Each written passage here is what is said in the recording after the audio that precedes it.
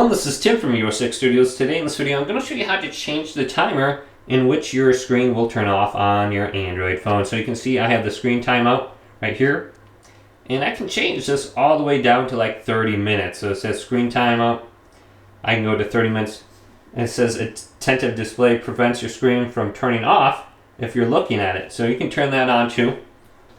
And then what we can do to get here is go down from the top right, go to settings. Now we can go to Screen Timeout too if we want to try to find this on our Android phone. So we got Screen Timeout. So we got to type more in. Or it could be called Sleep. We could try look for sleep options.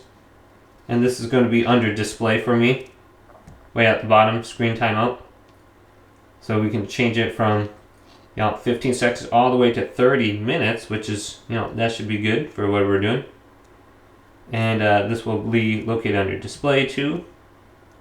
Screen Timeout right here. So hopefully this video did indeed help you out. If it did, leave it a big thumbs up.